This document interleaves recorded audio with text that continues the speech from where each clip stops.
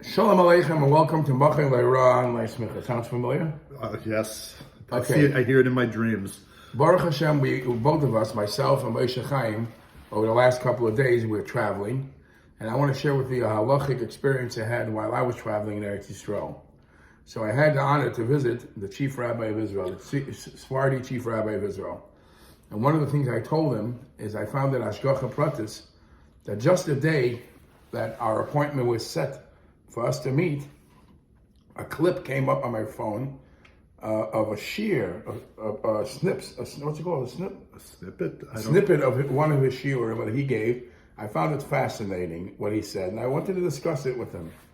And the Chief Rabbi of Israel in his shiur said, he's talking about the carrying and Shabbos. Obviously, you know you're not allowed to carry, but the halacha states that carrying, there's a description, what's considered carrying. And there's a concept called tiltul kala'achayad. Carrying it not in a normal way. You know, carrying means in your hand. Right. What happens if a person carries it under his armpits, or something shoved into his? As long as it's not bread. One thing, or he puts a pencil in his ear, in his afro, or something like that. You know. So there's all different types of tiltul kala'achayad, and tiltul kala'achayad is not prohibited. Not prohibited.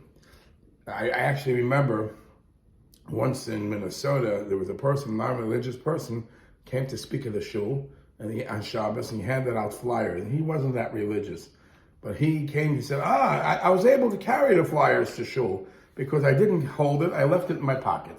That's not. He didn't know. He didn't know.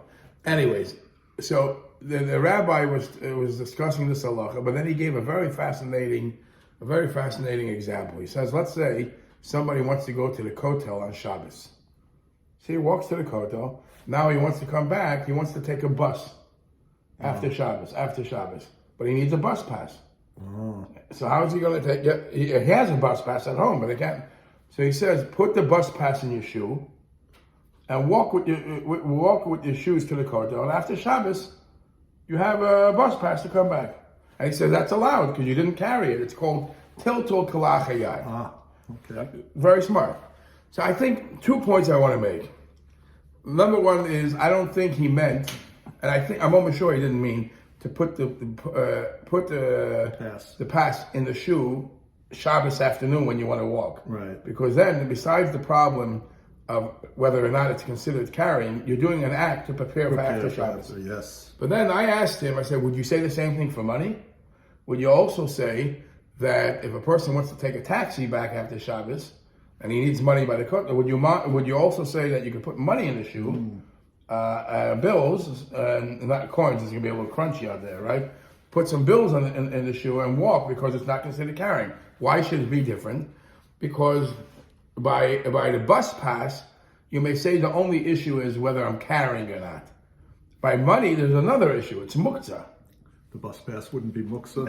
Okay. Questionable. Money is for sure muktzah. Okay. So the question is, if it's muktzah, which muktzah you're not allowed to move. Carrying means carrying it anywhere, right? Carrying it out of the rishus. Right. But muktzah, even in your home, you're not allowed to move. Right. So he said, you know what? If you put money in the shoe Friday afternoon, I have no problem. You not only going with the bus pass, if you put money in your shoe, you walk with the shoe to the kotel, and there wouldn't be a problem because it's not considered carrying, and even the muktzah, you're not carrying the muktzah, you're touching the muktzah, and touching the muktzah is not a problem. Very fascinating. But it's interesting, huh? Okay.